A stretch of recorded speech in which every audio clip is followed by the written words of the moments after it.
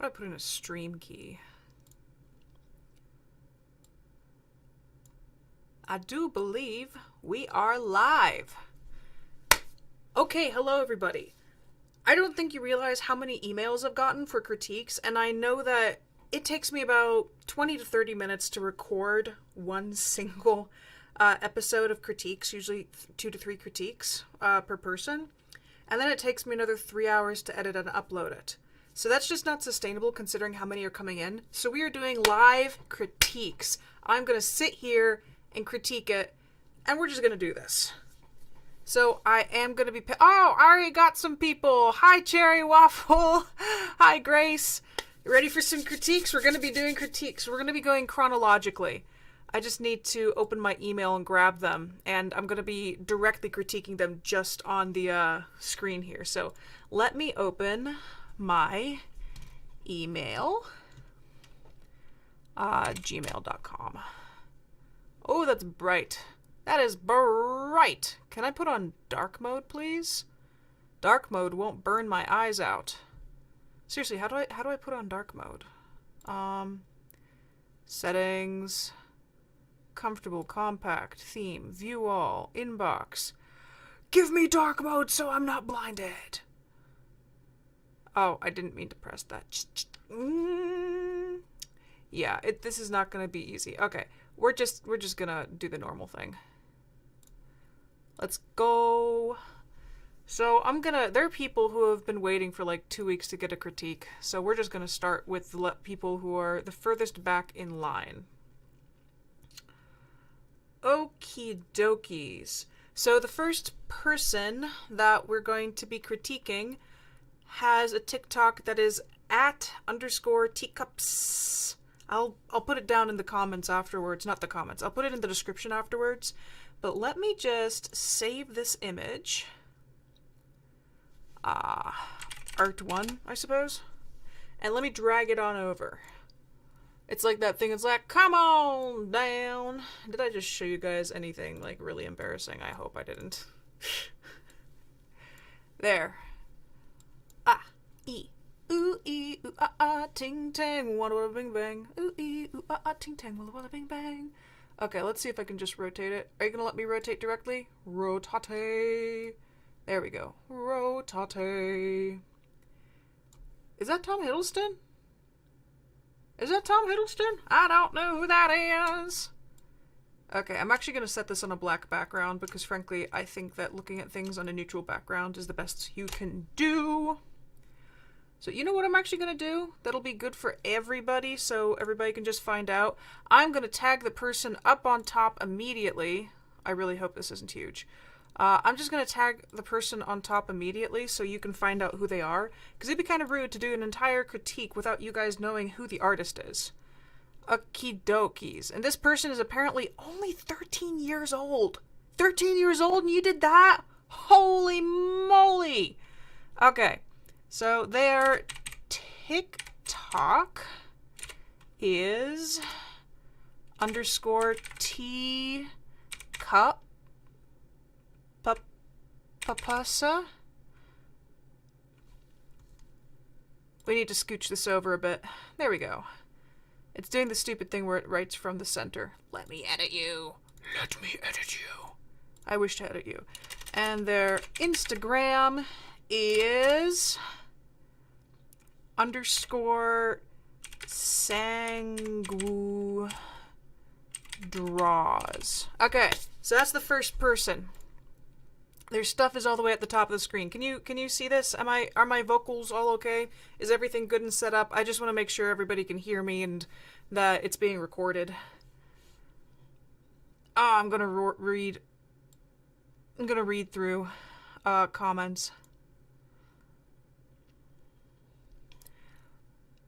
Oh, Four Loco is like, I was just finishing watching the other art critique. Hey!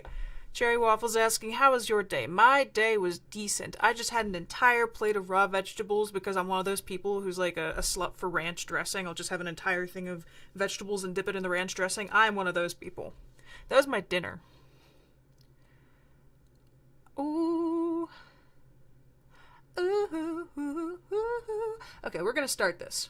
So, Oh wait, I forgot we need to make a background layer so there's actually some level of contrast. Or you know what, I'm gonna do a neutral layer. It's gonna be a gray layer. Okie dokes. Let's get this started. And I'm gonna be using my Wacom pen.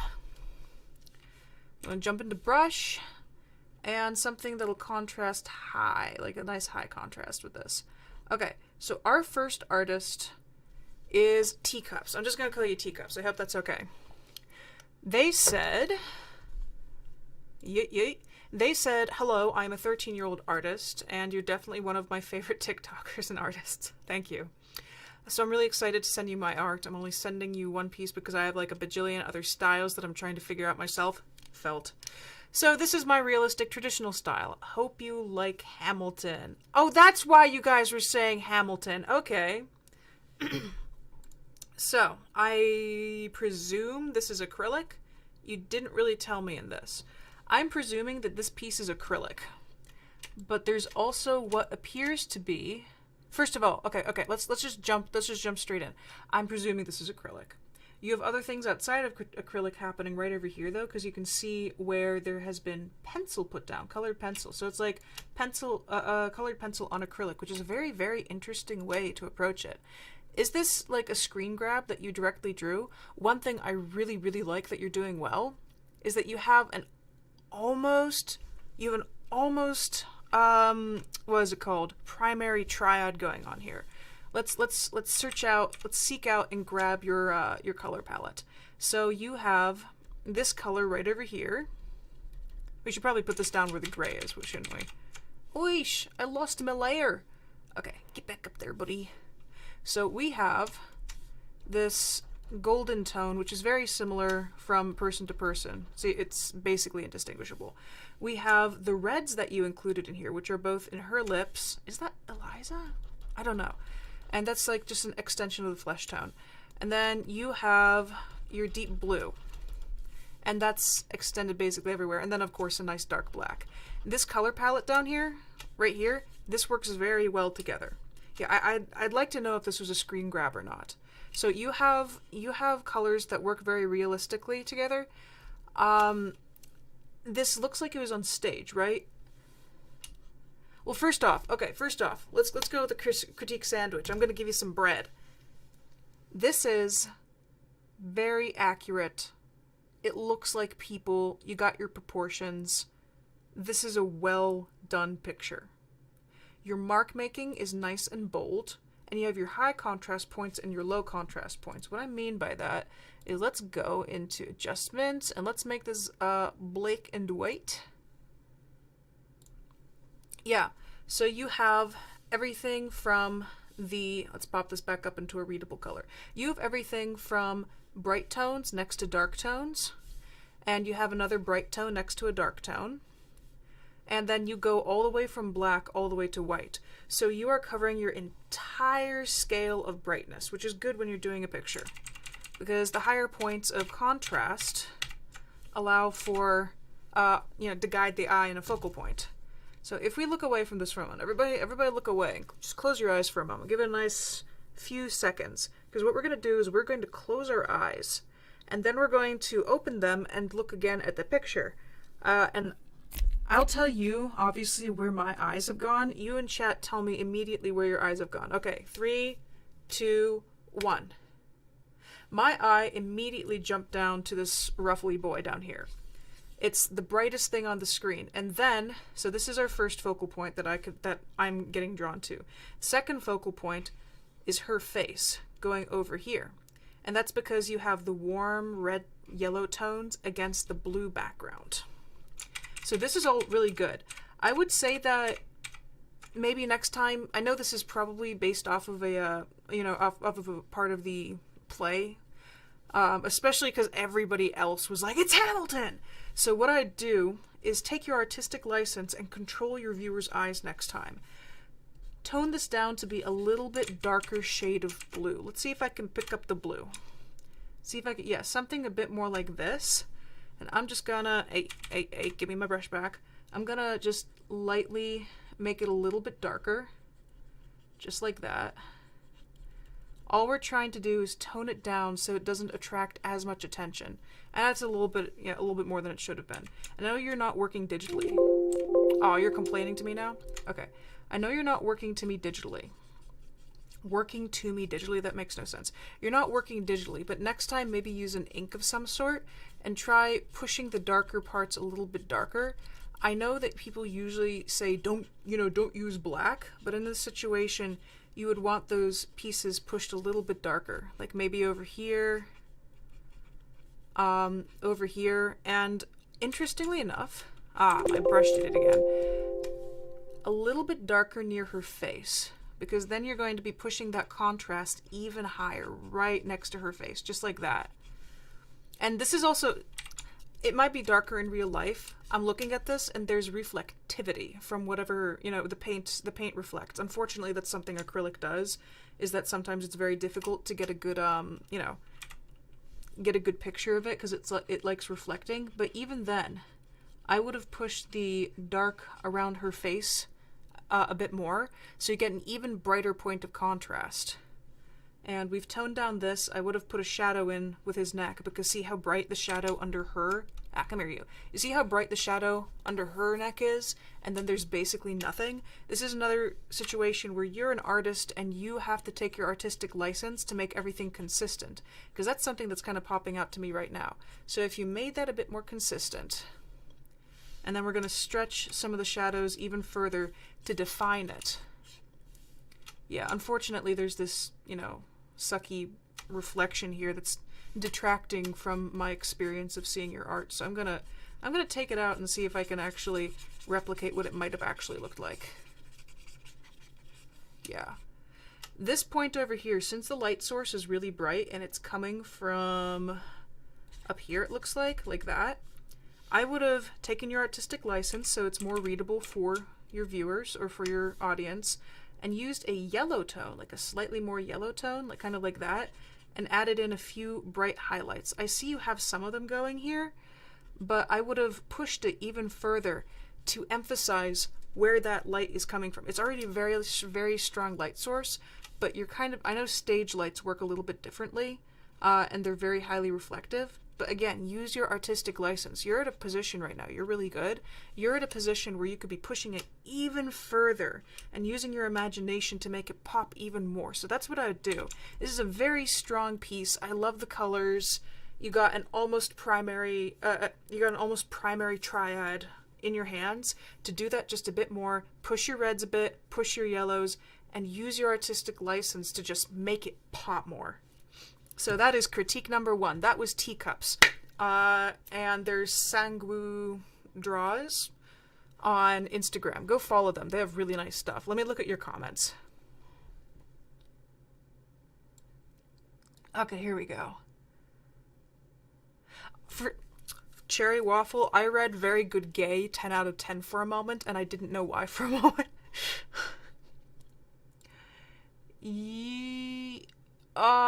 I remember coming here from TikTok. Filler Bunny says, but I didn't send a portrait. I did a crow with a hat. I actually saw your stuff.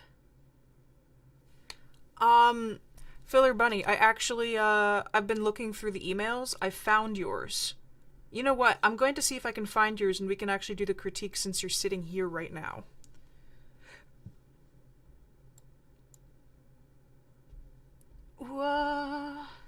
My first was Eliza. Mine, yeah. Hamilton's face. Okay, I'm looking at the contrast points that you guys found.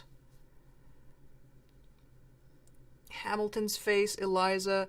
I could see, yeah, I don't know why. I think it was just because it was bright white and there was no white in any other place. Oh, I also really like the outline here. The outline's a nice stylistic choice. That was well done.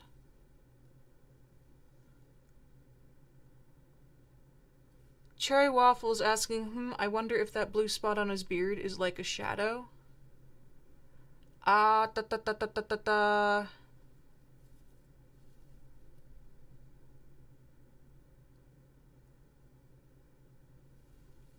Wait a moment. The beard, that thing on the shadow, that's the stuff I drew in. Oh, you mean that thing? Okay. Wait, loaf of bread.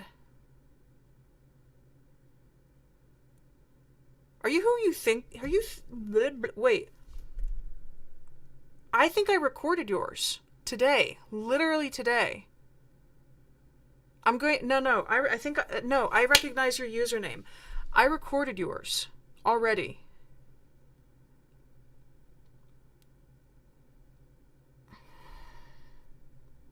I don't want to redo your critique since I already, like, recorded the entire thing. But it was a special one. Okay. I'm gonna see if I can find, I'm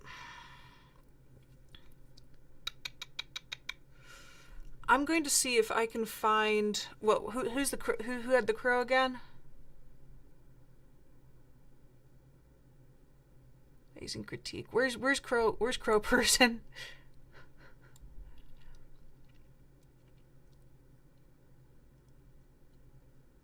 Oh, wait. A crow with the hat. What was your name, though? Because I want to be able to do that right here, right now.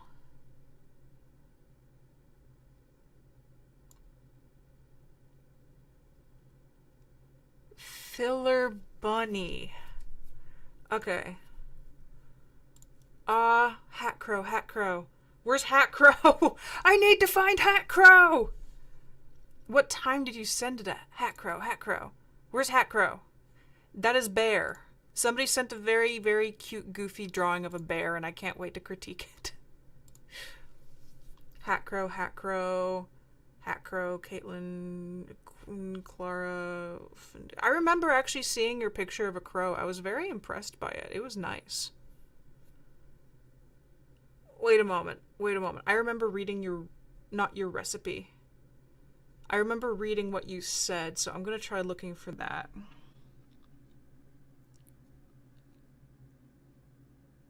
Whoa, so many people. You guys don't understand how many... Here, I can kind of stick it over. Yeah, this is half of it. This is half of it. And then there are more on Discord. Where's Hat Crow? Oh my gosh. I want to judge you. I think I found you. Wait.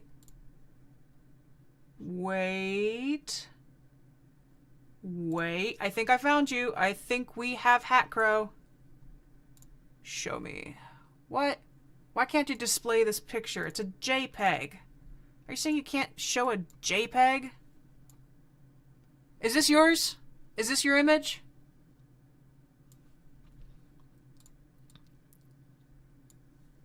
Costa Rica. Oh, that's really sweet. I'm just quickly reading your message.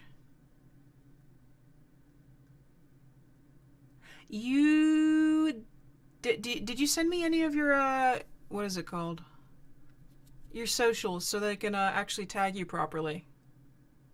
Yeah, I don't see any of your socials, but is this you? Is this yours? Is this Mr. Hat Crow? Here, I just want to position it nicely.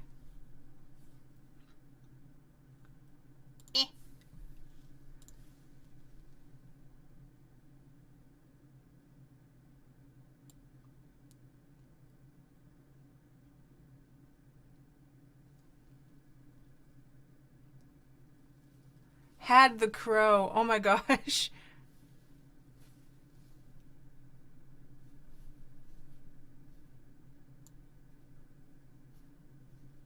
Okay, awesome. We got your actual thing. Okay, let's do your critique then since you are here. First off, this is very nice detailing. I remember looking at this one and I was like, wow, that's really cute. And it is. It's a nice picture.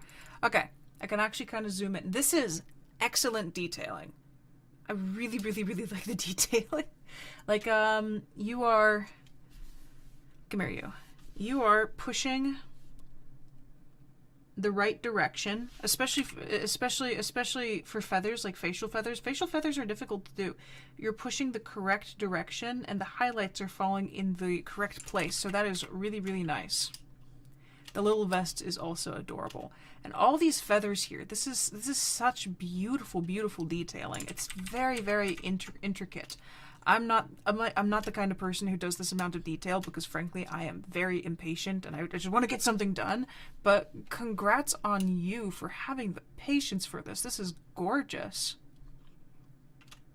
here. I'm going to try boosting this because I know the background was most likely white. So we're going to try getting this a little bit more close to real life. Okay, let's...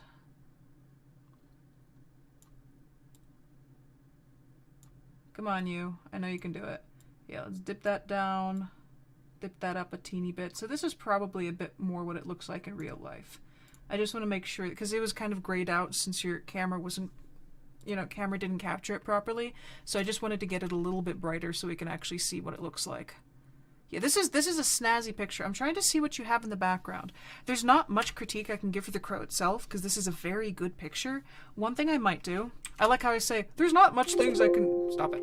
I like how I'm like, there's not much stuff I can do to actually say anything, and then I'm like, wait, I found something. Okay. So, just to allow this vest to pop out a bit more, I would darken it back here, like that. I don't know how much you can do. Yeah, and this leg too. And then to show the curve of the body, I would let's get a kind of lighter gray. I would highlight a bit more down here, just to push, like just along the edges, very lightly, just so you can push the shape of your crow a bit and make its limbs a bit more discernible. I would do the same thing for the vest. If it's possible, especially where the shadows hit along the sides, take a more saturated version of this red. It doesn't want to cooperate with me today. Yeah, take a more saturated version of this red and use that as your shadow color, because it'll make your vest pop a lot more. It'll really emphasize that, you know, that nice bright red, because we don't want to lose that red. See, that just made it go boop. And this gold here too. I don't know what material this gold is supposed to be, but if you wanna jazz it up a bit, you're probably limited in how much you can do, because I'm doing this digitally, and digitally you can really, really press things. But if you hit up the golden bit with if you hit up these yellow bits with a bit more gold, you can emphasize exactly. Is this supposed to be shiny? Is this? Yeah, it should be shiny because you've added a highlight right along there. If it's shiny, one thing that happens with shiny objects, let me actually just jump over this way quickly. One thing that happens with shiny objects is, take a sphere for example. Our light is hitting over here, so let's just put that in. There's going to be, and you probably know this because your art is really, really nice, there's going to be a kind of swooshy bit. Yeah, I know, very, very good description word. There's going to be a swooshy bit coming down along the edge, and it's the darkest part of your object. The darkest part of your object, if there's like a background behind it, it's not going to be the back. It's not, so you would not put your darkest dark along here. You would actually put it kind of along here, and then you would have a reflection from whatever material it's sitting on. And so we want to apply that to the vest. So I would take a darker purplish red and I would kind of eck it in right below there, and that'll really, really push whatever shape that is right there. And then maybe along the sides a bit, and definitely under here, because there's nowhere for that to reflect right there. But that's going to push the shape of the chest of the bird a lot more. You got a nice amount of high contrast between this wing and the little fuzzy bits down here.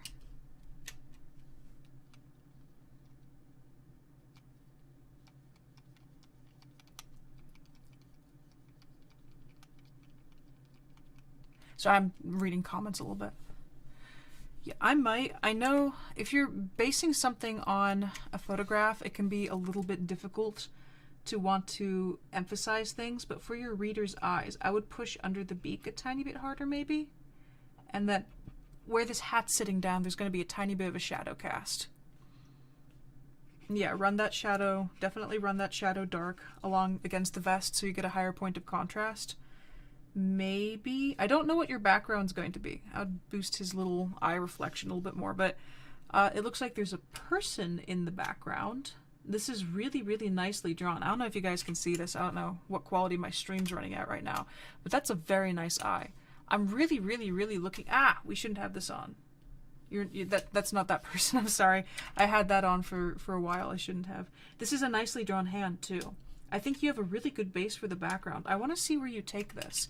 Like I'm saying, the teeny little edits I'm giving you are very nitpicky because this is a very strong piece. Like you got some good stuff going on here. Like maybe highlight these feathers a tiny bit more. I see you have some highlights running along here.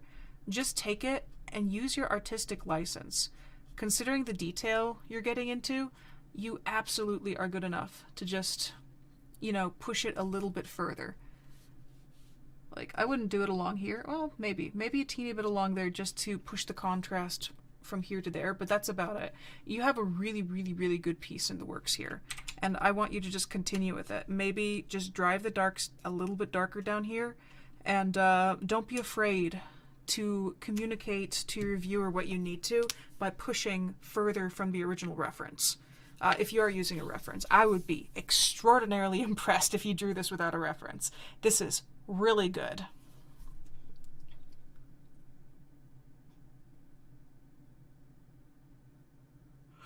Filler Bunny, the person who made this, is by the way, Bunny, make sure to send me your links, your social media links, so I can actually put it down into the description of this video after the stream is done, because I do not want to, you know, give you a, I don't want people to not be able to find you, because your art's really nice. Like, this is great. What was I saying before? Wait, this was from your imagination? You drew this from your head? What?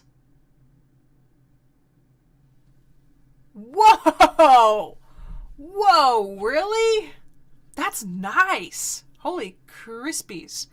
This is really good if it's from your head. Good job. Really good job. And that's the original. Yeah, just, so the only thing I have to say, boost its little chest. Just like that. If you need to, if you want to reference this afterwards, the stream is automatically recorded and it'll be uploaded, so you can just, like, I don't know, pause or, you know, review what I said. But yeah, it's just, yeah, readability from a distance is extremely important. And just adding those shadows and boosting the highlights makes it a lot more readable from a distance. I also don't directly know your light source, so I could have just put a wrong light source in. Okay, who is next? I'm going to bop that layer, and let's find a new person to judge. I'm gonna zip backwards. I kind of do want to go into chronological. I do want to go in chronological order because so many people sent me so much stuff. Da da da da da da. Oh, this is cute. Okie dokie. This person did not connect their socials again. Their name is Sadie. Yeah, Sadie. Okay. Yeah, they didn't connect their socials again. We're going to do it, though.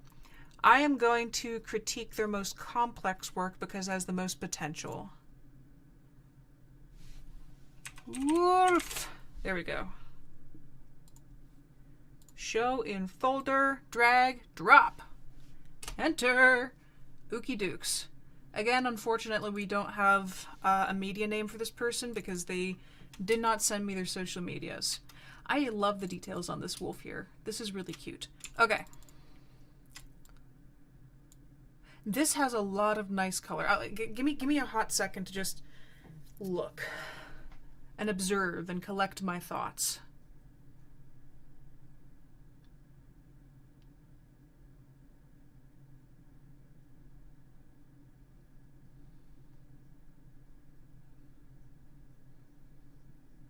Okay.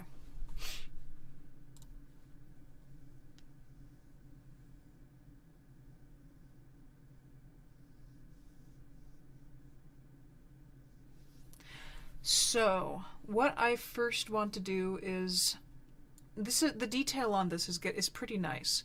I can tell you're using a softer brush. Well, you're using a lot of different brushes.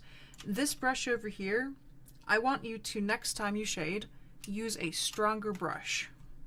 just because, like a stronger, more gritty brush for a rock texture, because this looks like airbrush. And that's something that a lot of new artists do, so seriously don't worry about it. Airbrushing, the airbrush is like one of the most comfortable brushes to use because the soft edges, and usually younger artists are scared of hard, high contrast edges. I know I was. I literally went through my stage of shading only with the airbrush, so don't take it bad. Okay, so we want to turn this black and white for a moment so we can find our points of high contrast. Black and white. Yeah. One good, beautiful, amazing thing. You have very good points of contrast. Your wolf, your 2 points of contrast are your moon and your wolf, which I think are what you're going for, so that's great. Those are your 2 focal points. Yeah, your wolf down here along the legs, so my eye jumps over here, and then obviously the eye jumps over there, so good on you. You have high contrast points. I like that this is generally, like all of this in the background here is a nice dark tone, which draws attention to the rock and to the wolf.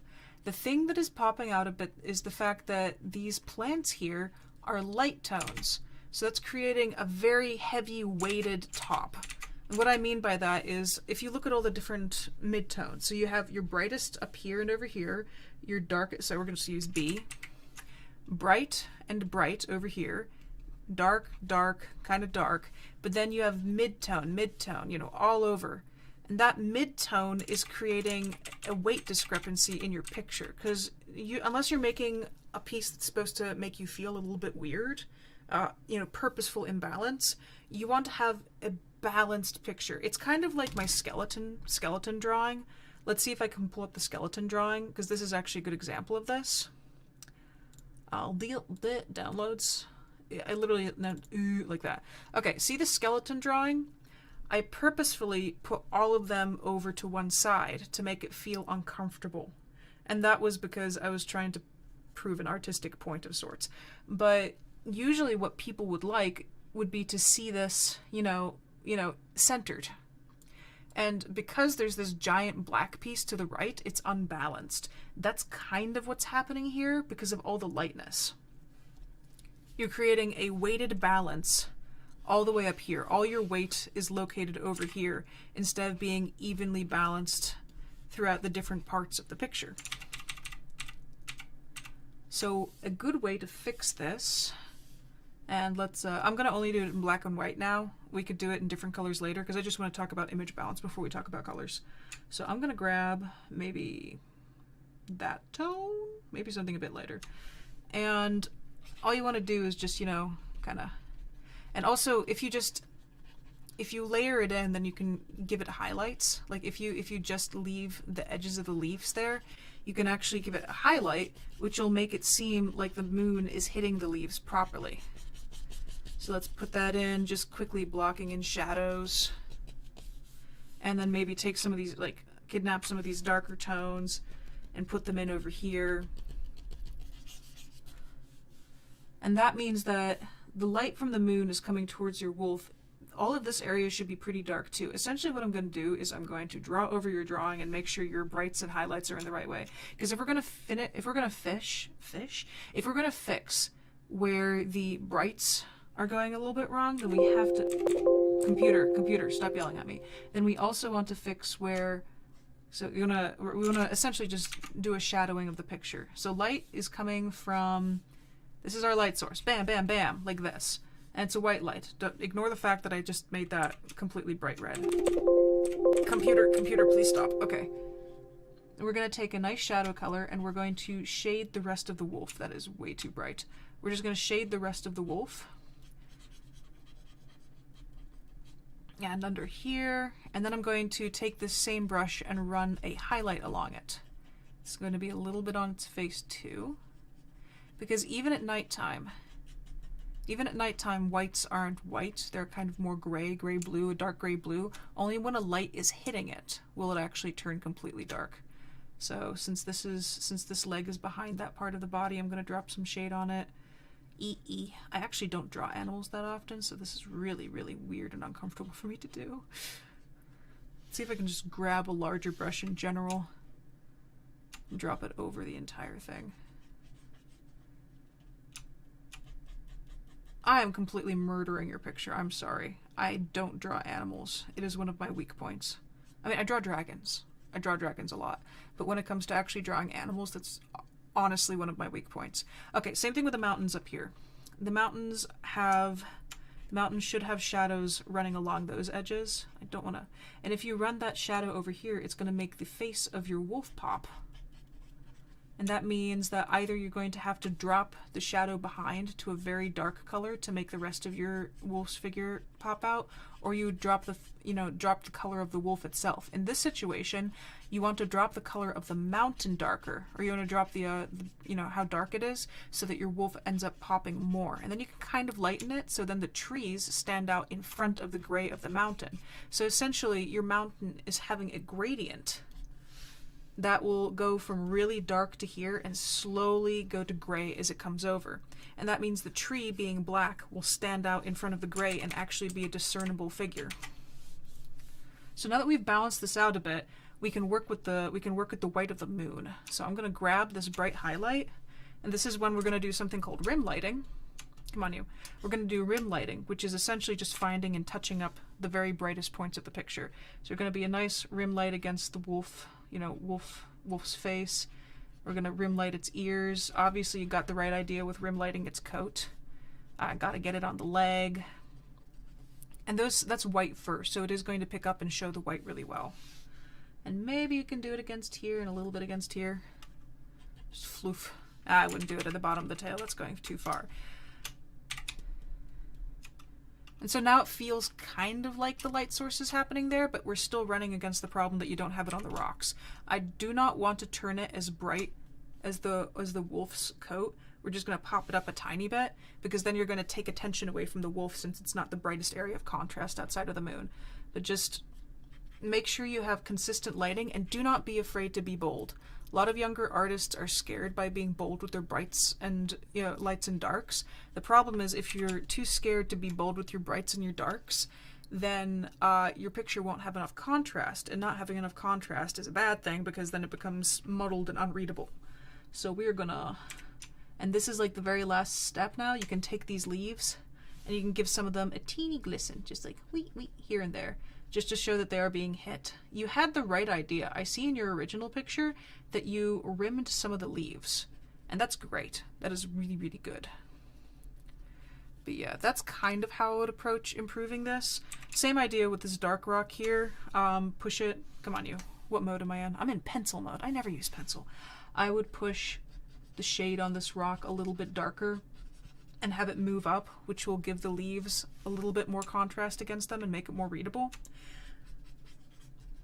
So essentially, what I'm trying to say is this sounds so melodramatic. There is a dance of light and dark that you have to do to make sure that your picture reads properly. And that's all you need to practice for now. Just practice doing that dance of light and dark to emphasize the points that you want people to see first. And then, yeah. That's all it is. That sounds so melodramatic. It's the dance of the light and dark on the picture. So yeah, I'm just gonna outline it one more time. Your light source was up here. This is one of your brightest points. I can't erase that red, darn it. This is one of your brightest points. It's the bright white of the moon against a dark background. So that's one attention point, one focal point. And then your wolf is the other one. And now we have the bright white of the coat against the dark of the background.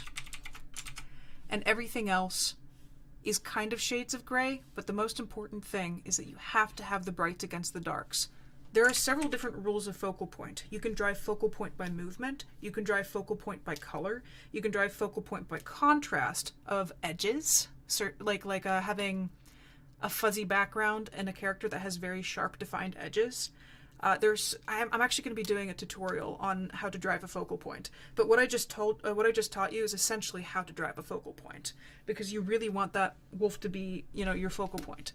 If I were going to do anything else, what I might do is make sure your wolf isn't so high up, because we want to give him room to breathe. I'm not really going to talk about rules of thirds quite so much, but let's see if I can grab this and move it down. Oh no, Wolfie! Move with me. Move with me, buddy. Yeah, I would have brought it down and framed the picture a little bit more like that, and then filled in the top. Am I really going to sit here and paint in the rest of the drawing? I just might. Okay, I can do this really quickly. I am a good artist. Let's just do it so that she has an idea. You are a teacher, and you do things for your students. Yeah, I might have just filled in the rest and made it frame it a little bit better, so that it feels like the wolf has more room to breathe in its entire frame. So that's all. Can I get rid of this red? Oh no, I just picked up the red. Yeah, because just moving it up a little bit suddenly gives the wolf and the entire composition a bit more room to breathe. But that's a little bit more advanced. Your picture is really cute. It's a nice wolf picture. It's a very good start. Let me just turn this off. Yeah, it's a really nice picture. It's a very good start. I really, really love that you're experimenting with your brushes. And that's a very nice moon. Is that a photograph? I don't even know if that's a photograph or not.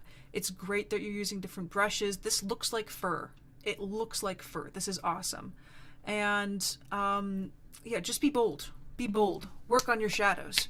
Understanding shadows and where lighting comes from can be very difficult, but I absolutely believe in you that you can do it. So nice piece of work. Again, unfortunately, she didn't send in what her socials are, so I can't tell you who this is.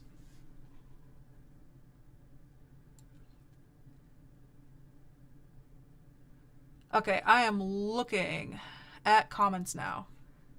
I like what I did there. That's cool. Oh, what if I can just put this on multiply? So we just make it. Yeah, let me check out. Come on, you. Yeah. Haha, lighting. We did lighting automatically. Mwah. Let me look at comments.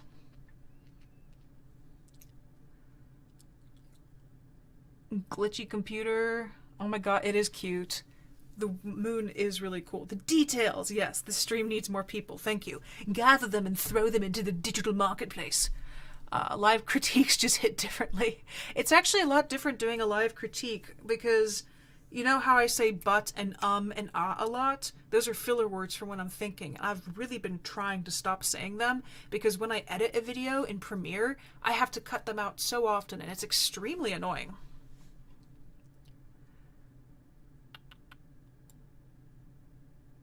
The skeleton was crazy cool. Ah, thank you.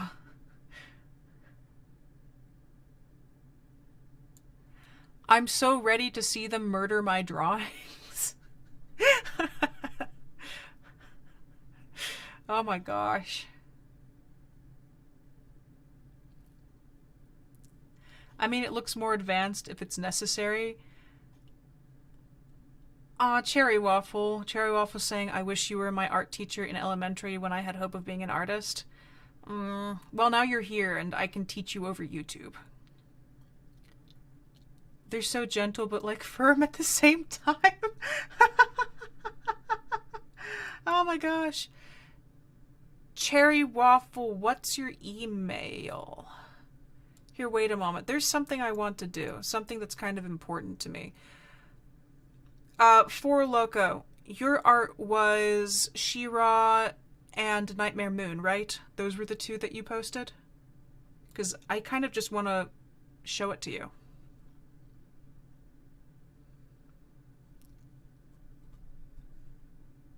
Like a raw, unedited version.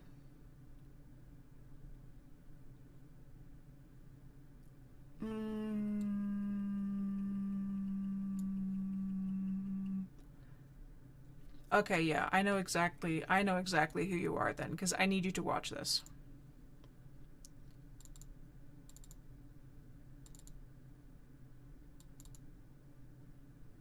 Is it gonna let me just... Okay, so I'm going to play it. Tell me if the audio is coming through. Just give me... I'm gonna just start playing it. Tell me if the audio comes through.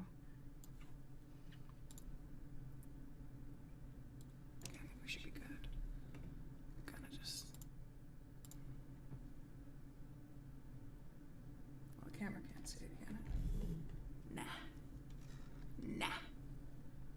Nah. Do you hear the video that's playing on the screen right now?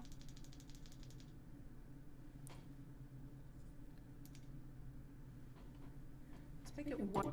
I'm going to try moving through them as quickly as I can, but also giving you guys the juicy details and improvements that you want. Now the first person... Okay. I wonder if there's a way to boost the volume. I think there should be a way to boost the volume on OBS.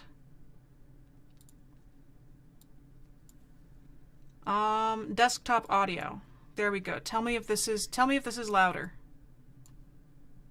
Mail for a little bit, but I opened it up and there are like 40 more critique requests than there were before, so there's 64, 65. There's 67 critique requests. And I'm going to try moving through them as quickly as I can.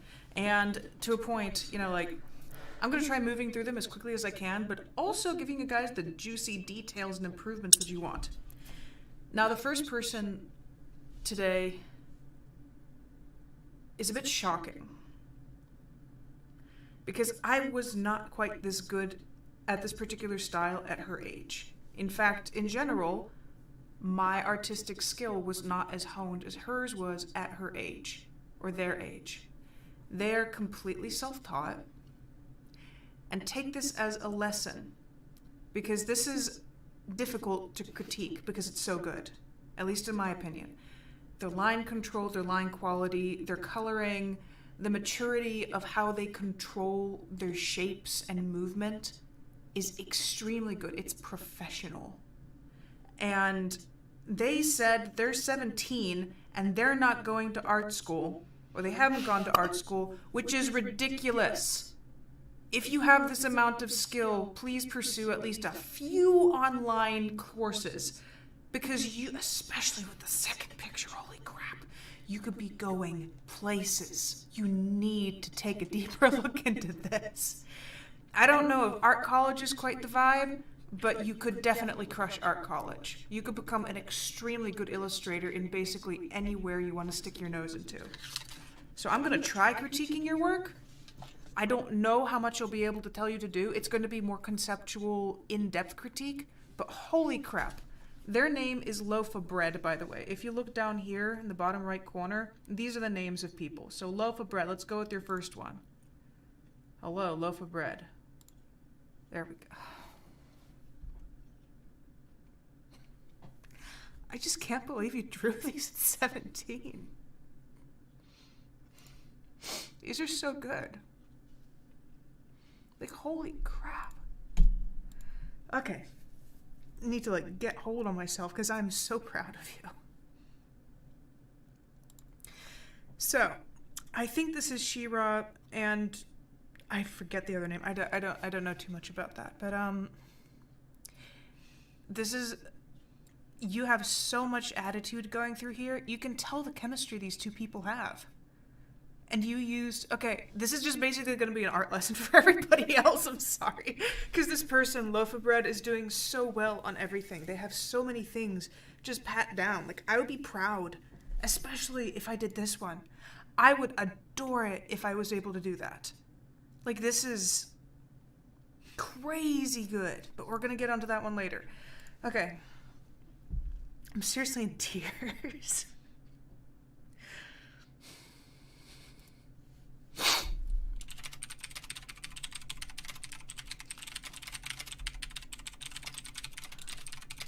Okay, one extremely good thing you're doing, let me grab my little, there we go.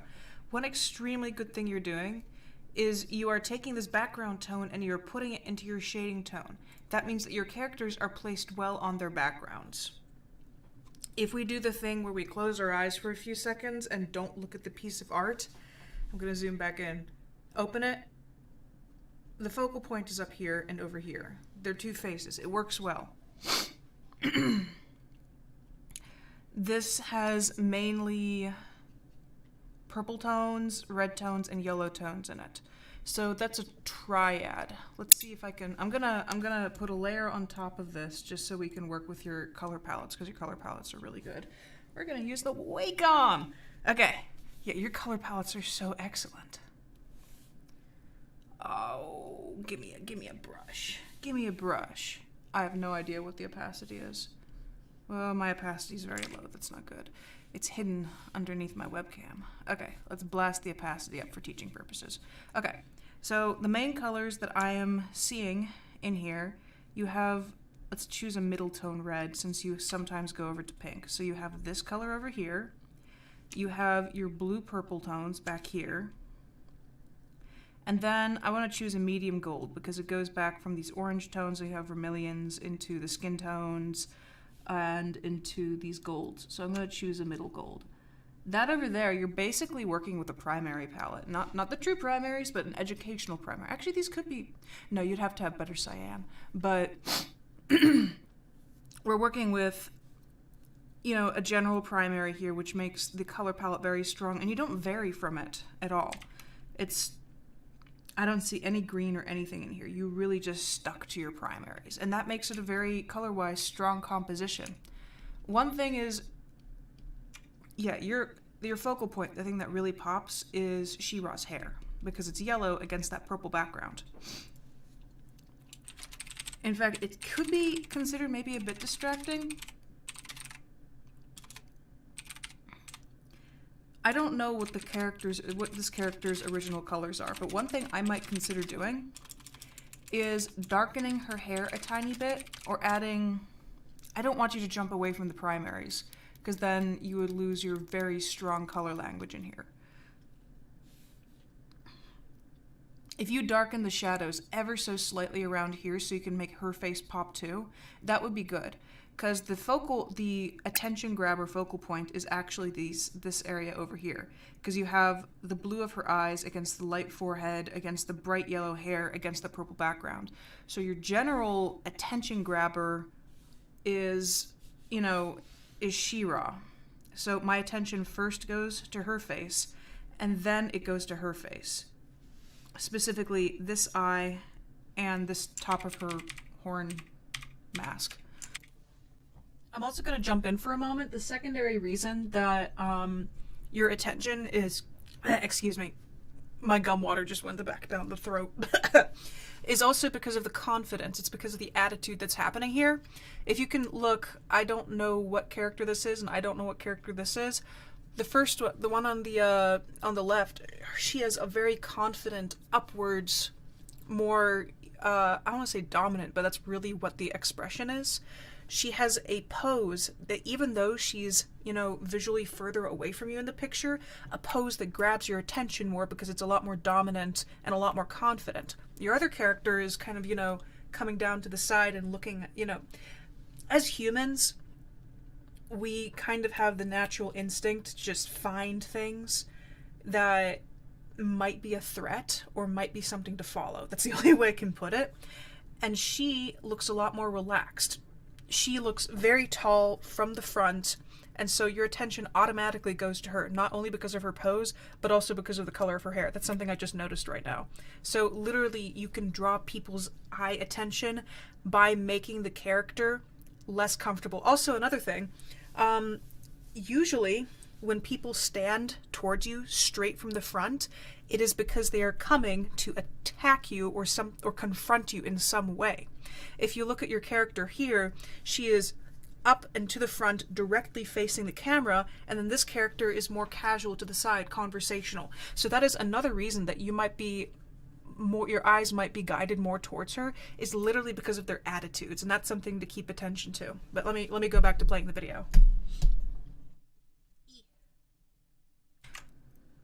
So I think you wanted to have these two characters have an equal balance of attention between them.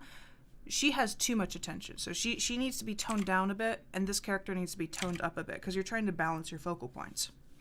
So what I might do,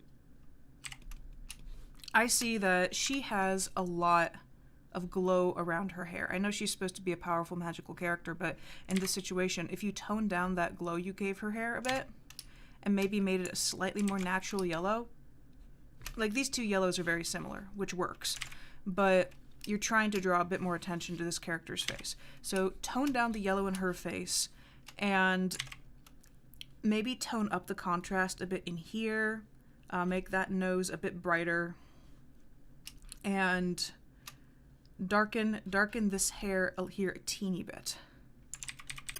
I really like your mark making over here. Like, this is a round brush. This is basically the same brush I'm using. Look at the stroke similarity. Except it's being used to give this a very specific and, you know, like, a very unique texture compared to everything else, which works nicely. It's a very nice, you know, experimental brush. So this is a very, very, very strong piece. I really like what you did with this piece. It's very good. Let's move on to the next one. Oh, I was way too much time on that one critique. Okay. I forget what her name is. Princess Knight something. Okay, first off, this is again, like, you could put this on t-shirts, you could put this on lunchboxes, you could sell this to a major corporation, and they would have a field day with their production line and their commercial art. I don't think you quite understand how good you are. Because you said in your email, doth I effing quote... Oh, where's your email? I like how my face is... Oh, wow, I really didn't expect you to respond to this. Oh, wait, no. I don't have much confidence in my art, but I need someone to be honest about it, what I can improve on. I only got Photoshop a month ago, and 2 of these were made on it.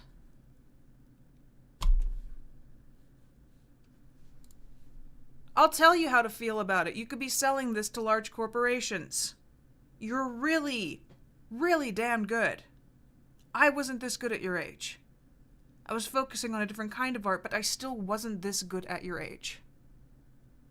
Reality check time. You could be a professional artist now. So let's see what we can do for this picture. Focal point wise, let's jump over to a contrasting thing so it's easier to see. I like that yellow. That yellow works. Okay. Focal point wise, my eyes are arguing between 3 of them. This is the brightest point on the picture, so my eyes just go blink to that immediately. And then you kind of have a leading here. So first your focal point comes here because it's very bright. And then the next one it goes to, because of the curve that's coming down, is this tail. And you have that very bright point there, which just really grabs attention. So 1, 2, and then it comes down to her eyes. So you actually have managed to do something called leading the eye, which is pretty advanced technique, but you managed to do it. So you have it here and it's going down, and then I come to her eye.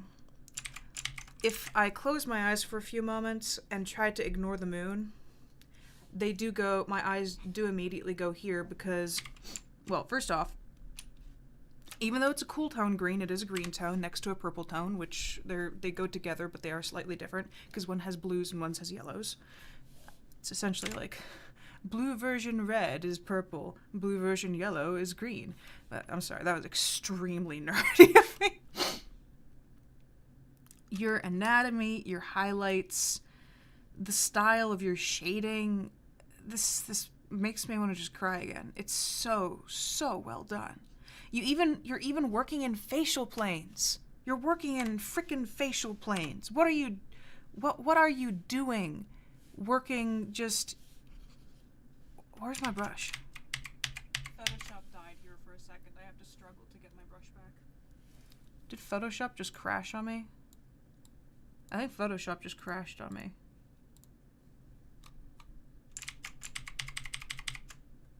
Okay.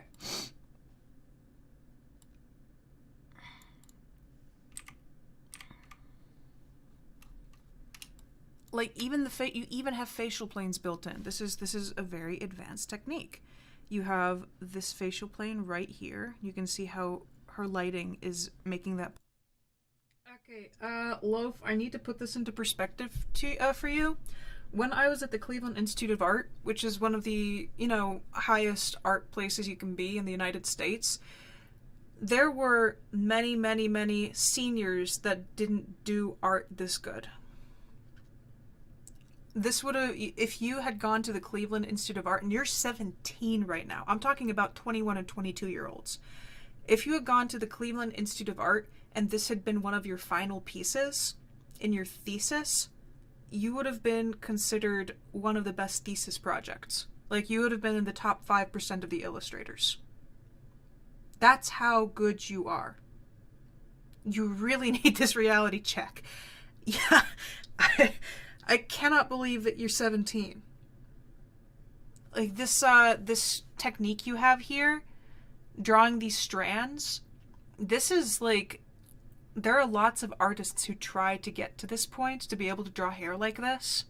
Like the balance of the highlights, you have just the right amount of strand detail, and it maintains a beautiful balance between the kind of shard quality and the softness. Like, literally, if you had gone to the CIA, which is Cleveland Institute of Art, you would have been in the top 5% of students. And you're not even old enough to go to college yet.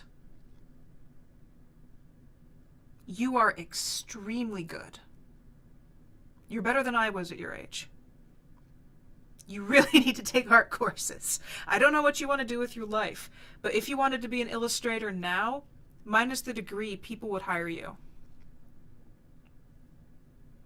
No, I'm not joking with you. I remember a lot of the art. And you are up there with the top illustrators from my school. You're really, really good.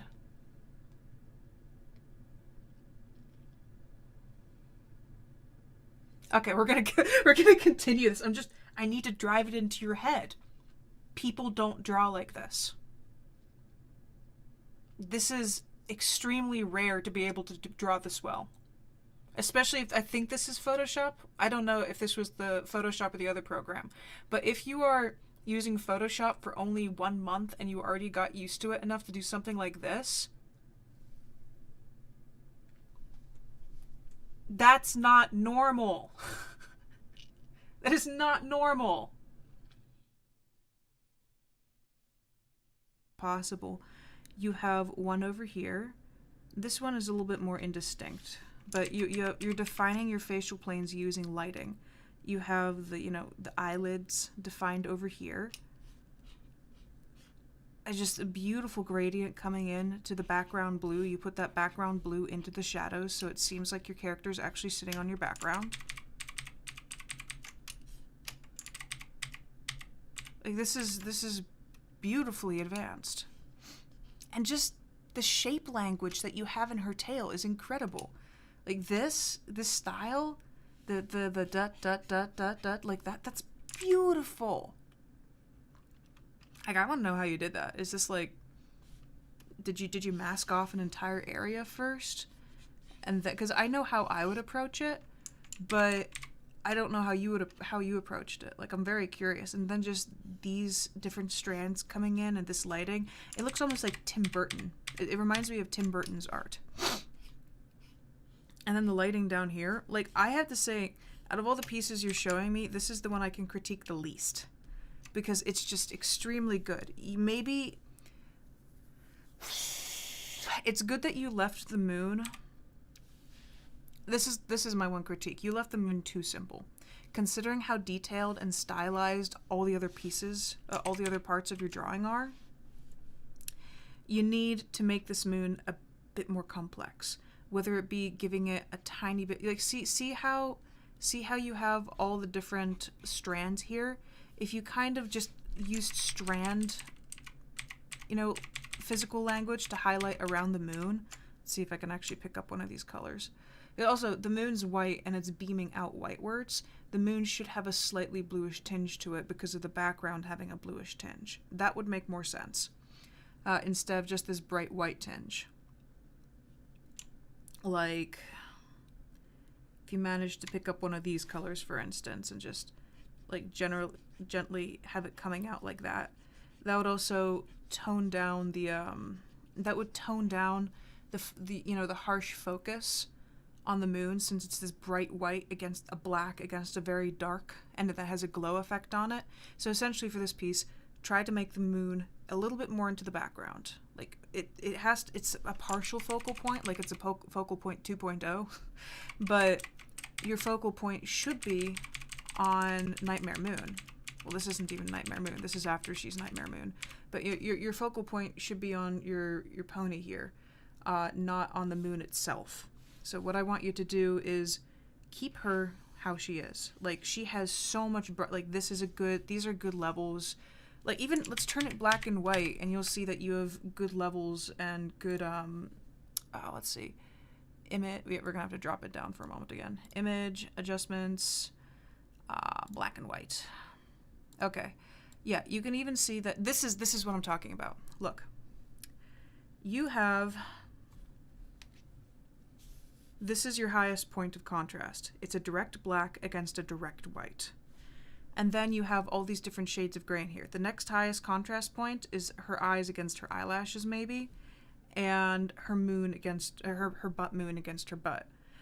But by far the largest block of direct white against direct dark is this moon, and that's why it's the initial focal point that your eyes go to when you're glancing at the picture. So I would tone that down. I would make it maybe a little bit bluish, or make sure that it doesn't have such a harsh glow. Make sure that these shapes, considering all the detail and softness and, you know, gorgeous amount of rendering you put in here, having this just white against black circle, it's even slightly lopsided. You see, it's an oval instead of a perfect circle. That seems a little bit like an after-handed thought in your image, whereas you could sharpen it up and make it as smooth as the rest of the picture. Okay, so your last picture. Let's turn these two off, turn that one on. This is adorable. I think out of all of them, it's your weakest piece, but that's not necessarily a bad thing. Am I allowed to move it around? I want people to see the bubbles. The bubbles are cute. Look at those bubbles. Okay.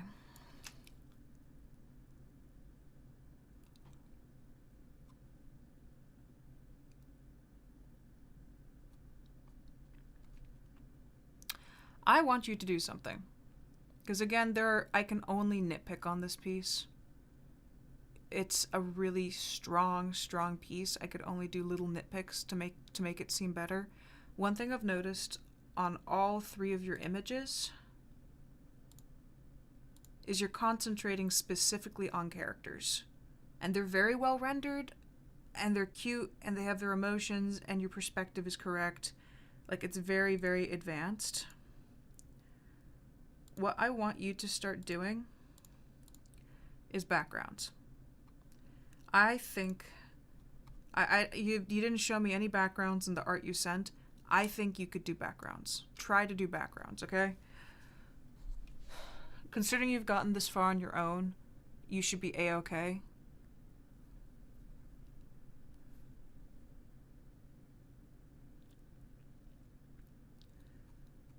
And I know this is a statement piece, but in a way, all three of your pieces are statement pieces. Like, this is the most advanced background you have, and it's not all that advanced. Also, your characters are very straight side profiles. I want you to draw somebody from the front, like reaching like this. Use references if you need to. I'm at the point where I need to toss you advanced things and see if you can actually do them, because you have your basics down and you're doing it naturally, it seems. So, yeah, try working on things coming at you in perspective. Try working on backgrounds, mountains, cities, rooms. Find images and just practice them. A mall. Malls are very good. Rolling hills in England. Because your characters are extremely good. You have a very certain style that you're working in. This one here is the most realistic. You have a certain style, though. It's like mod cartoony, but you could totally learn how to do backgrounds and make these 1,000% better. Like this again, it's a very simple background, and even then, one of your weak points was the moon, which is in the background. So concentrate. Please start concentrating and learning about how to do backgrounds, because you're absolutely gonna rock it. Like, you're already rocking it. You're gonna rock it even more. You're gonna go crazy. You're gonna go loopy with your art. Like, especially if you're only 17, you haven't taken art lessons. Holy shit. It's gonna be crazy. Like, oh my god. I'm definitely putting this one. This one's gonna be on the thumbnail. This is definitely gonna be one of the thumbnail pieces. It's just so damn good. Okay, let's move on to the second person. Okay, yeah, that's completely unedited footage. But that was my honest opinion on your art, and I did not hold back. Let's put the mic audio back up. Let's drop this down. How long have we been recording for? It's not telling me how long this stream has been. Okay, it's been an hour 9. Let's do a few more critiques. Yeah, but Loaf, if you have a Discord, join my Discord. I would love it if you would be one of my art apprentices, which is basically just a person who helps with art. Or, you know, something.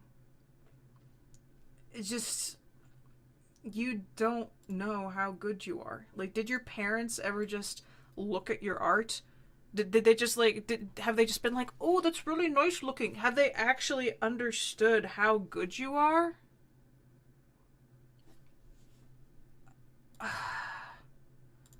I wanna, this is what I mean. Let's, or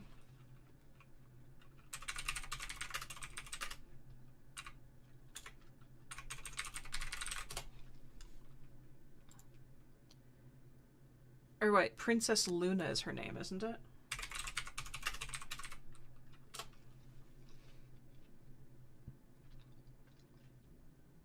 Well, I can't find anything in here that's as good as your art. I'm just trying to find fan art or professional concept art. Frankly, the only thing that comes even close is this. And yours is better. This one has some really nice effects going here. But conceptually, yours is better and it has more advanced rendering techniques. There's a professional illustrator...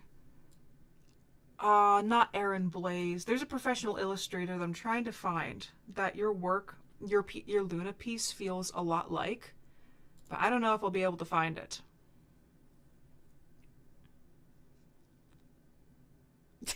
You're like, holy shit, art apprentice! It's just being able to go around and, you know, there's on our Discord channel. Where's Discord? Why isn't Discord open? I always have Discord open. Okay, come here, you. On our Discord channel, we have this area over here called Palace Art University. It's where people can drop their art and have it critiqued. Oh, somebody posted a bunch of different hands. Yeah, but I'm very busy with other things, so I have some people in here, like Sunshine, who help me. Like, you could totally be somebody who can help with critiques, because you're just... like, I don't know, I'd consider you an art peer instead of somebody I'm teaching.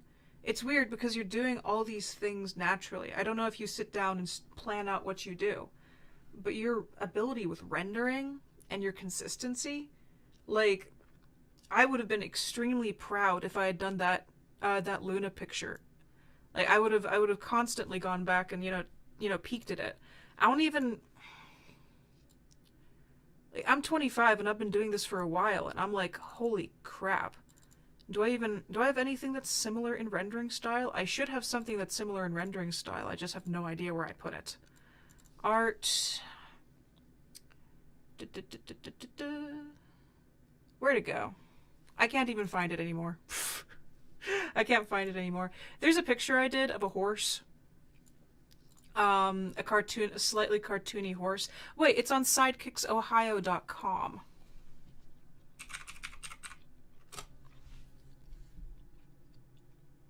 What? What? They took it down? What happened to the superhero project?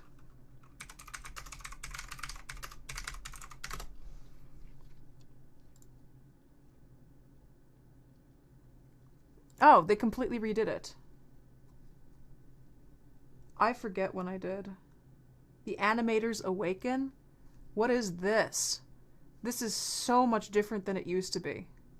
Yeah, this is something that I used to do. I used to help. This was the first one I did, I think. But I'm just... No, go away, shoot. I'm trying to find...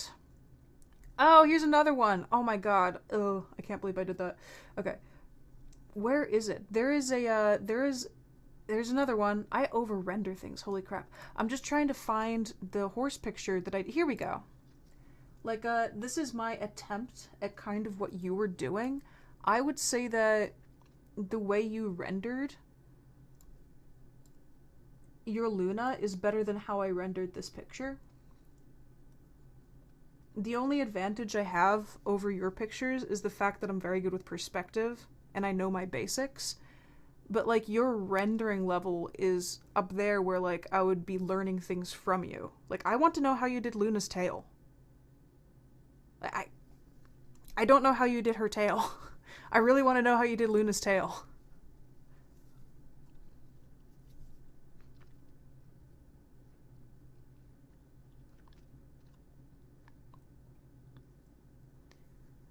Four Loco, e.g. lofabredd, are saying my parents are actually kind of disapproving. Well, that's BS. That really sucks. Your parents are disapproving, and you're doing art at the level of a senior at the Cleveland Institute of Art. I hate that. Well, in my Discord channel and in my email bin, you're welcome, and I will help you with anything you need help with. I really hate it when parents just don't want people to draw. Because you're literally... If you hone your art, you could be a concept artist for Pixar. That's kind of the level... If you get some training, that's the level you could get to, and they're paid well. They're paid really well.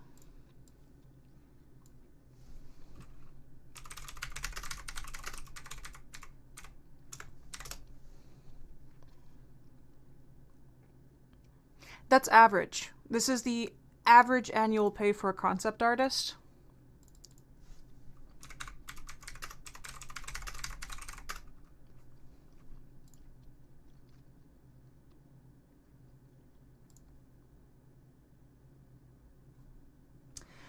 If you get good enough to make it to Pixar, which I think you will, that could be how much you're making per year. And in your art, just seeing, especially with that Luna piece, if you train yourself up, you could absolutely be a Pixar concept artist. That's the average base pay. I don't want to stick it to your parents, but concept artists who get picked up by big companies make a lot of money.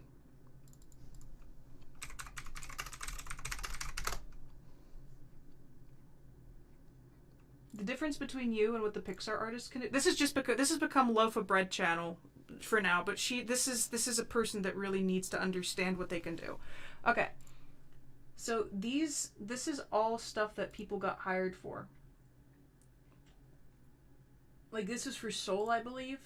You see how they like this particular piece of art, you have your brights against your blues. I'd maybe disagree with this cloud picture right over here, or this piece of cloud here, but see the rendering and skill level put into some of these. Like, this was done by an artist who's at Pixar. This was done by an artist who's at Pixar. Is there any way for me to make these bigger? Like, this is concept art for people who do things at Pixar. That's a screenshot. Like, you'd be fascinated to learn what they're looking for when they do concept art. But, like, the shape language, this is why you gotta do your backgrounds. Your next step, your rendering is great. You need to learn how to use your tools, and you need to do your backgrounds. Because if you start learning how to do those kind of things, then you could totally become a concept artist somewhere really, really, really, really big. Like, that was for Inside Out, I think. I don't know what that was for. Look at their color language. They take the blue from the sky and they put it into the buildings, into the shadows on the rats, and then they have a warm tone light coming from behind, which is also reflected. Look, they took that red and they put it into the cloud. It's reflected and it's coming over here, hitting on certain areas. Your main focal point is over here, and then the little dips of red lead your eye to over here and here and here, so you see the rest of the landscape. The people who are doing this are extremely, extremely advanced in how they know how to do things. But I genuinely think, looking at some of this stuff, that you could become Disney, Pixar, DreamWorks, Blizzard. There are so many different huge companies that just completely flush you out with God, working at Pixar is one of the greatest things ever. And you could do it. like, I'm looking at your, I don't have your, let's see if I can find your pictures and just pull them up directly. You're on my first page. Da, da, da. This is not it. Where did your art go? Here it is.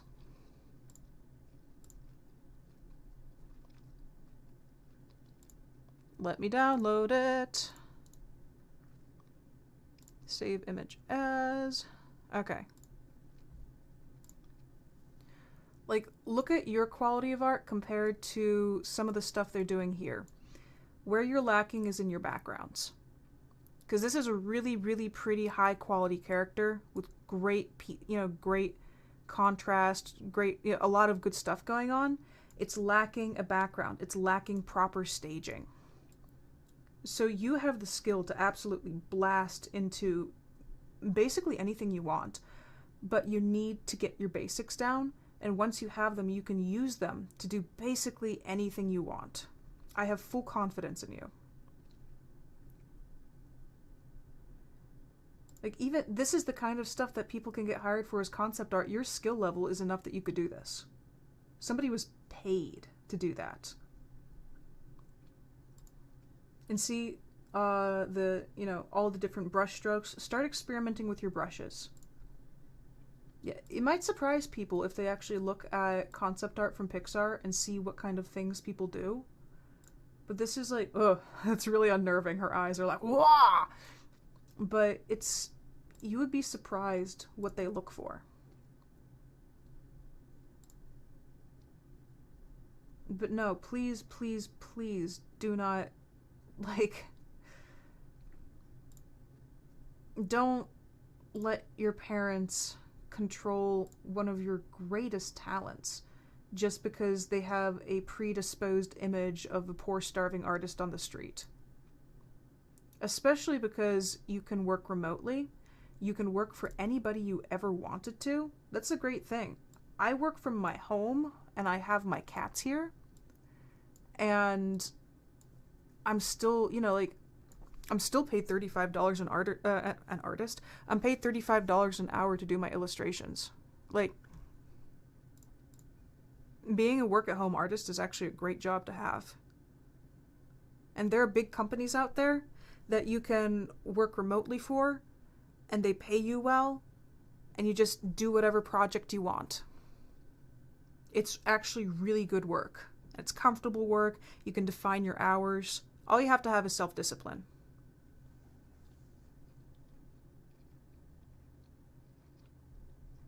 Wait, I'm gonna go through the comments. Somebody said they got my stick? What?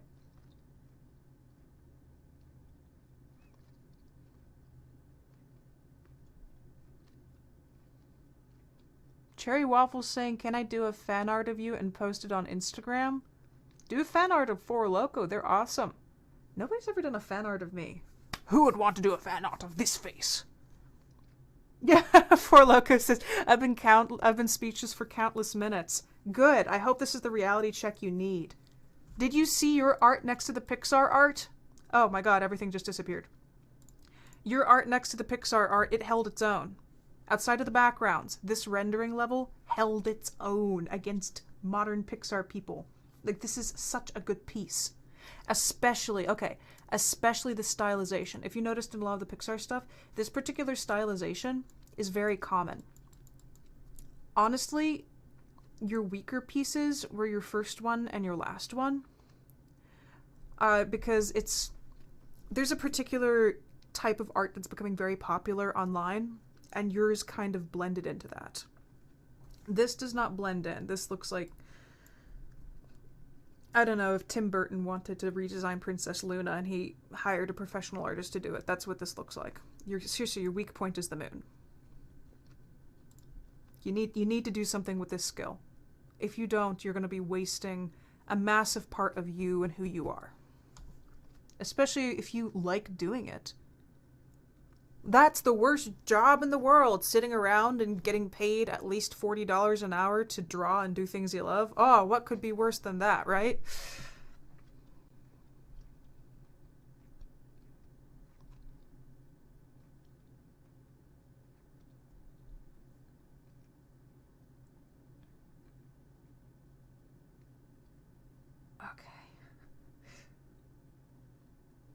I'm just reading through comments. Yeah, no. For Loco, please, if you have a Discord, please join the Discord and keep us updated on the drawings you do. And I would love it if you were able to join Art Block Friday and just sketch along.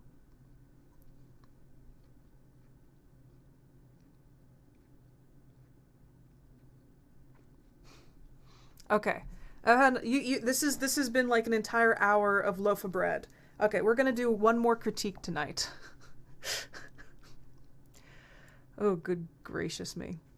Okay, let's see who's gonna go under the chopping block for the last one. Gmail.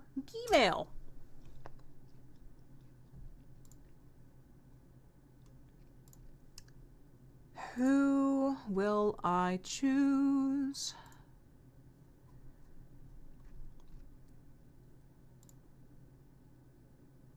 Okay.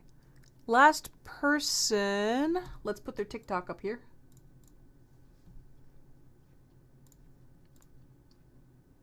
They do have a TikTok. Make sure I get this right.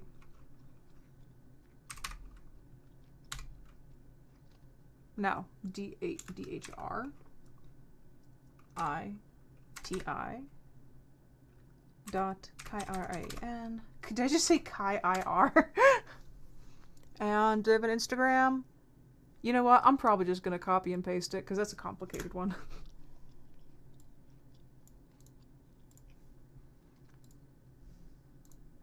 And paste. Okay, so this is how you're gonna find them. I don't know how to pronounce your name. Dietrich? I think it's Dietrich. Let's download these two and let's put them under the chopping block. Show in folder. What? Download? I'm scared. Why is this taking so long? My computer's just like, I will not do it. I have a liquid cooled big computer, so I do not know why it's taking so long to put this in here. What is this one? That is your beautiful picture again. Okay. I'm gonna delete it so I don't accidentally open it again. This one, yes, this is what I'm looking for. Okay. So first there's, why won't you let me put it in here? What is wrong with you? It is just a PNG. It is totally possible to place into Photoshop. Okay, that's one. And gonna make that go bye-bye for a moment. This is the other one. This is the, is that Zuko? It's Zuko! Okay, that's a big red background. But that's how they sent it to me, so we're going to keep it like that and judge it. Okay, I want to do this one first. Okay, so let's look at Dietrich's stuff. I'm going to be using opposite on the color wheel to make marks so that they're more visible. Hey, there we go. So, great color palette you're working with here. It's still a kind of warm tone color palette, but it actually works. Let me jump down. Is this supposed to be somebody from Hamilton again? I don't do Hamilton very often.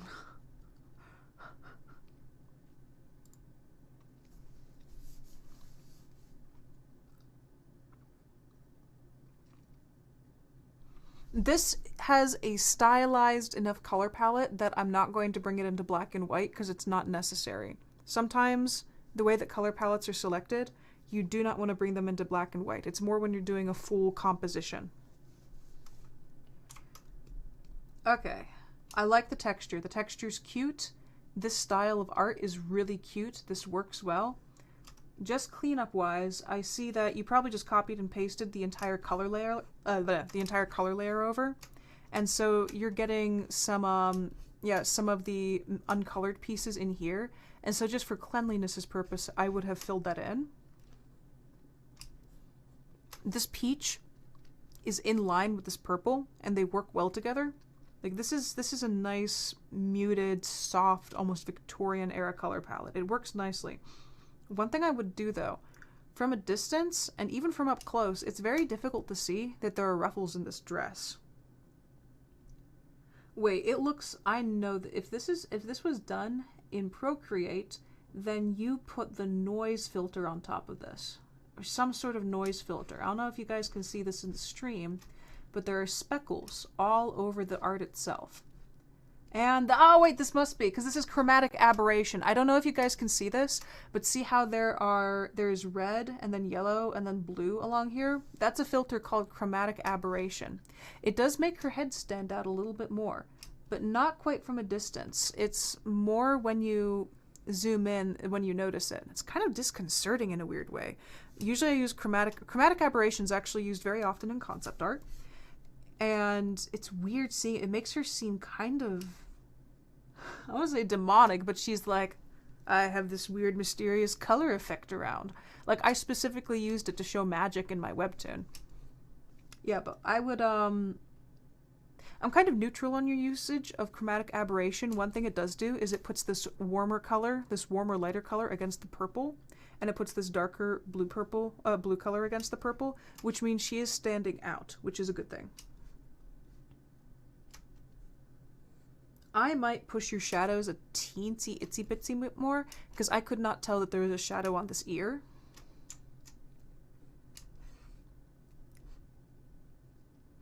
And I would have used a slightly darker tone to show the ruffles. You could have picked up this brown tone if you don't want to add in too many different tones of color.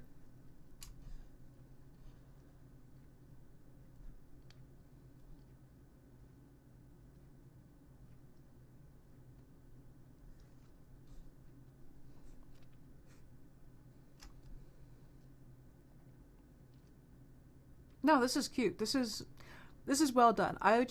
My biggest suggestion is adding in more definition, because it's difficult to see. Like, I know you want to stay with a light, soft, pastelish, feeling.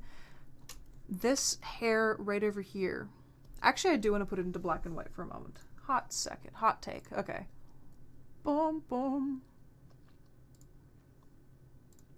So yes, this is darker than that by a lot. What different gray tones are we even looking at here? Yeah, this is the darkest tone you have on the entire picture, against the lightest tone, which is her skin. So you did make your focal point here. And then, so she stands out well against the rest of her background. It really is just the readability of some of these lines. I have to zoom in to see them properly. I know you want to maintain softness, but increasing by a small amount the diameter of these lines or darkening them is not going to ruin your softness. But she does seem devilish. She's like, this lady looks very, very, very suspicious. I would not trust her with my bank account numbers. And since you did give her the noise filter, I would have treated this somehow, maybe made it soft, because it is kind of detracting. It's creating the weight of your picture. That's what I'm trying to say. The weight of your picture is a little bit off, because all of the weight is going a little bit to the, what is it, to the right? To the left? To the left. No. Yes, to the right. You have more weight on the right thanks to this shadow. So you just want to do something with that shadow. Either lighten it up, soften its edges. Especially soften its edges. That actually might be it. Wait, we could do that in here. Wait, let me rasterize this. I just want to see if it would actually work. I am honestly a little bit frazzled now because it's getting late. So I am not talking at my top ability. Okay. Filter. Blur. Gaussian blur. That's way too much blur. Come here, you.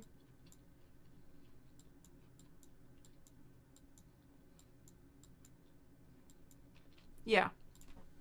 That slight softening now draws all of your attention to her instead of also on the shadow, because the shadow had harsh edges, and you do not want to let anything else have harsh edges in the picture. This also makes it seem like your light source is a bit softer instead of a really bright, nasty one, because softer light sources mean that there are softer shadows, and your light source does seem to be soft, if not almost inexistent. This is, again, it's a cartoon stylized piece, so it's not that, the shadows aren't the biggest thing that I'm trying to focus on right now. But yeah, I would just say darken up your lines a bit, soften your shadows, and you're golden. Let's look at the other piece. Zuko! I love Zuko so much. There's a lot going on in here that's really good. So let's just go through the list of good. You have this nice kind of cool tone purple against the hot red. Usually to draw a character forwards in perspective, you actually want the warms in front and the cool tones in the background. That will pull the warm tones forward, because visually warm tones come closer and cool tones go into the background.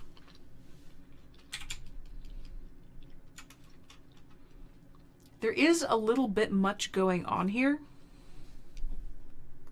Also, your cartoon style is amazing, by the way. I'm jumping, I think, a little bit too quickly to what I see that I want to help you improve on. But your cartoon style is solid. This mark making here is amazing. Your tiny little shadows here, amazing. Just like the tiny texture, these little dots you're giving, amazing. This is a great piece.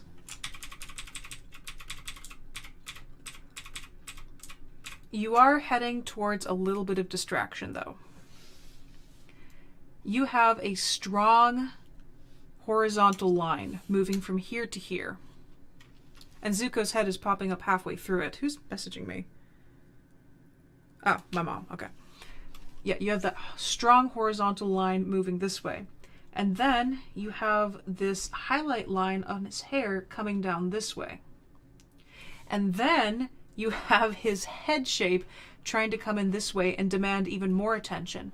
So you have many different elements coming together in the same area, and they're honestly detracting from each other.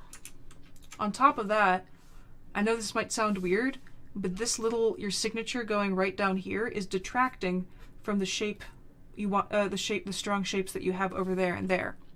The tiny Zuko is also another white point. So you have a lot of attention in many different areas that is making it slightly visually disconcerting for me. So let's see what we can do about that. So I'm going to color over your picture a little bit.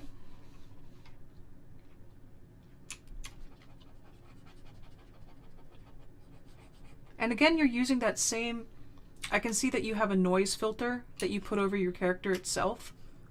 That's a cool style to have, but it is making your lines not as strong as they could be. That fuzziness is cool, but it can detract from the piece a tiny bit. So what I'm going to do is I'm going to just take your highlights out for a moment. We're going to take this out for a moment. And we're going to take out your signature for a moment. I'm stealing your art. We have no signature in here. I can post it anywhere. Okay, so. Come on, you. I know you're not at 100. Are you at 100? It's at 100% opacity. Sometimes I forget that my pen is pressure sensitive. Okay. So now we're starting from the basics. You have an extremely strong silhouette right here. It's coming over here, coming down. So the hair shape itself is creating a very strong silhouette. But then, once it hits this color, it kind of stops. And that's why it was getting so distracting when you had the highlight running over here, because this entire area up here is not very well defined. Let me show you what I mean. We're going to, again, go black and white. Seriously, going into black and white is one of the most important things. Ah, shoot, let's turn that off. Look how similar this gray tone is to this gray tone. It is, at a distance, almost indistinguishable. Readability from a distance is very important. High contrast is very important. You also have similar tones running along. Yeah, you have similar tones running along in here. So what we want to do, we either want to make Zuko's hair darker, or we want to make it lighter. But even if you made it contrasting colors, like if you had, you know, more, this is purpley toned, so even if you made the background a little bit more orange toned, it still wouldn't be enough because these two tones right here are too similar. So you need to drive the contrast in literal light levels. Let's turn this back on. Let's get this here. Okay. So what I want to do is really readability at a distance is important. your art style doesn't have many highlights, which makes this difficult because I am very driven by rendering. My art style is like fantasy, like partial realism, and you have very cartoony style. So let's see what I can do to help you. Because you did have the highlight running through here, so it's obvious you do want to highlight. But the placement of the highlight's what's going to matter. What you could possibly do, because I saw in your previous drawing, she has colored lines. So what if we could like extend that concept to your Zuko picture here?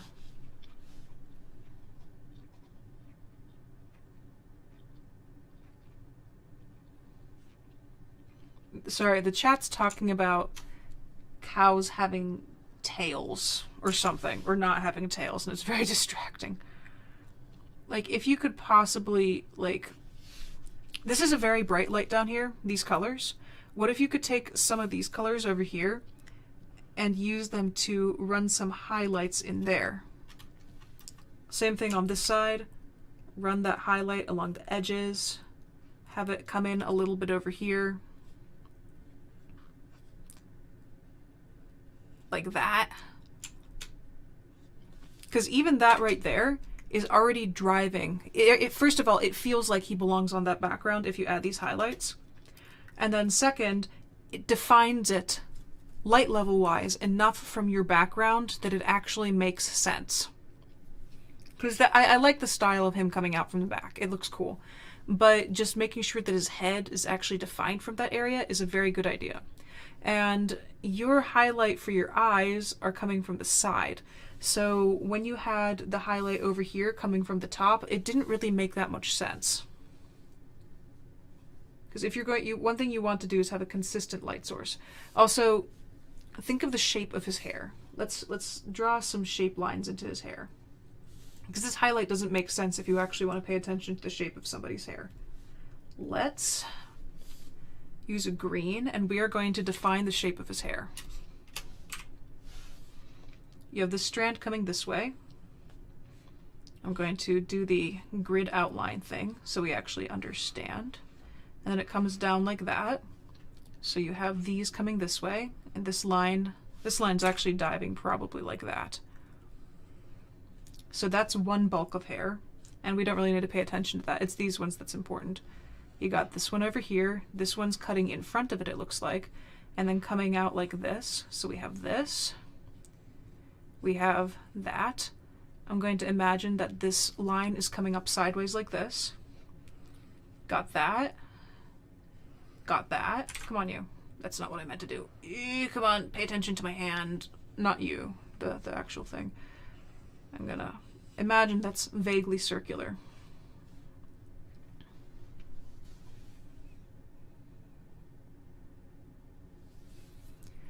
And then this is going to be radiating out like this. And then it's coming under. So it's really the top we need to pay attention to. If your light source, defined by your little eyes over here, is kind of like this, and also defined by here, your shadow, you have a shadow running under there. So the light source that you defined using the shadow under the cheek, under the chin, and the highlight on the eyes is coming from the top. What do you mean? Okay, but did we all have that one girl in school who thought it was cute to pee their pants and say, oops, I peed my pants, can I use your jacket, Jake? Or just walk away? What? No! That was never a thing! Excuse you? What? Okay, back to hair structure. It's 11:53 at night. I was not expecting to read that sentence. Jesus. Okay. Well then. So your light source is coming up from here. It would be almost impossible for the highlight of your hair to go down here, since that would be below the shadow point. I'm even going to drop some shadows in here so we can define it more. Shadows define everything. That sounds kind of creepy. Shadows define everything, but it's true. The way we discern things in our world is through light and shadow. So yeah, shadow point would be over here, and then come down in between, and then you get another shadow point over here. All I'm doing is driving in structure so that it makes it easier to understand what we're looking at. And then you would, I'm going too far now. I love rendering, I'm sorry. Okay, so now you're gonna have your highlight. It would not go underneath because that would be physically impossible. You wanna pay attention to where your highlight would go. Let's use a nice light purple for Zuko's highlight. And you'd probably have your highlight running this way, and then probably something like that, if that, but not even that. It would be, considering this is where his hair is coming, it would be like that.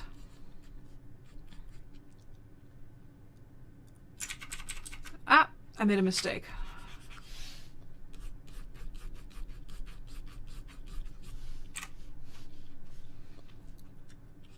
You would want to put the highlight going with the direction of his hair, because the direction of his hair is this way, like that, and then this way, like that. So you want to shade along with the direction of the hair strands, even in a cartoon, unless it's extremely abstract like the Jetsons.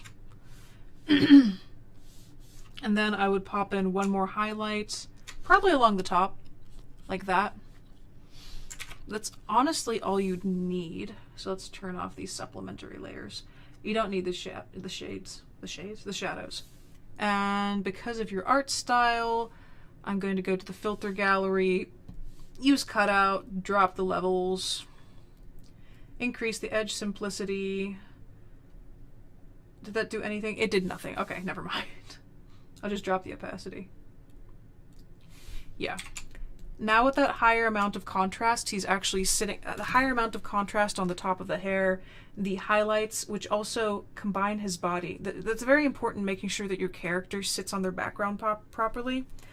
Allowing these colors over here to come into the hair color over here and here makes him feel like he's actually part of that background, which is extremely important. Okay, so both of your pictures are really cool. This one I find even better. And I don't know if I would have kept the, I don't know if I would have kept this over here and this over here.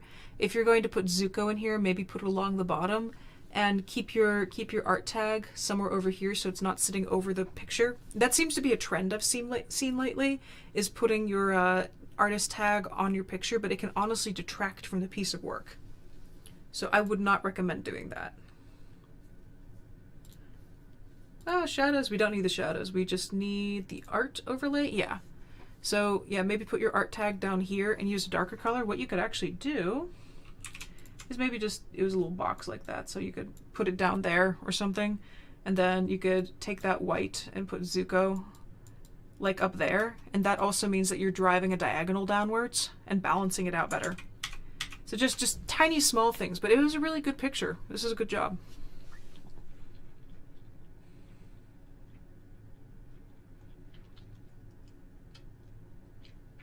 The chat right now is a mess. What are you guys talking about?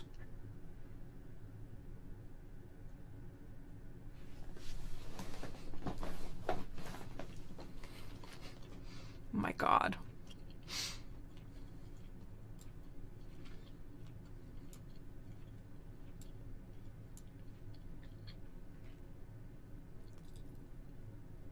What are you guys talking about in the chat? They would do it for fun? They would do it on purpose, and at lunch they would sit and bite me? I mean, no, sit by me? I read that completely wrong.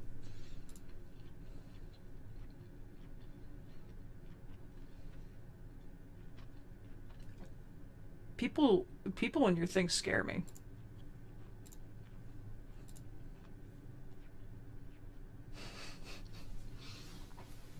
Good gracious. Okay.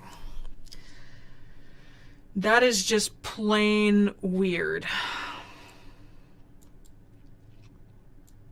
Hey, goofballs. Stream's over. Are you guys all in the Discord?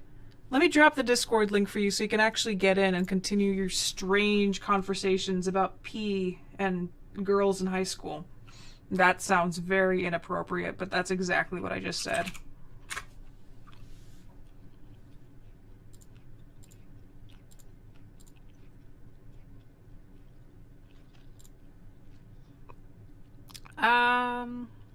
Copy. There we go. Do want to drop the link permanently. There. If you guys, seriously, you guys seem like you're getting along. Jump in the Discord server. For everybody else who watched this stream, I hope you were able to learn a bit. What was happening in the chat for the second half has nothing to do with what I was talking about. You guys are so goofy. Oh my gosh, you're so goofy.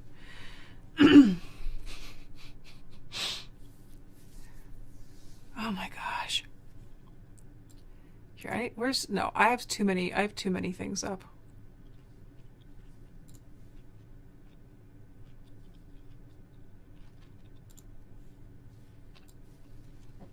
Okay, so thank you guys for joining. This was a very special round of critiques. We had a lot of really cool stuff, and I hope I was able to help you guys. And for those of you who submitted art, thank you for submitting art.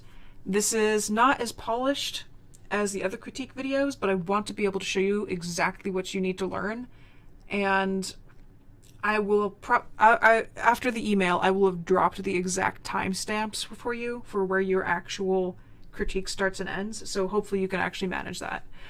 As per usual, actually I don't know the next time I'm going to be doing this. As a reminder, Tuesday I upload a tutorial.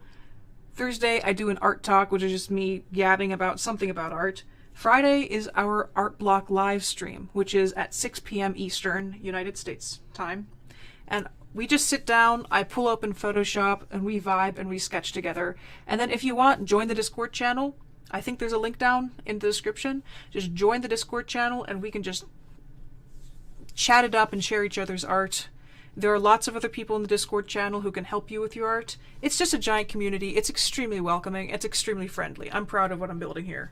Not to brag, but I'm very proud of what I'm building.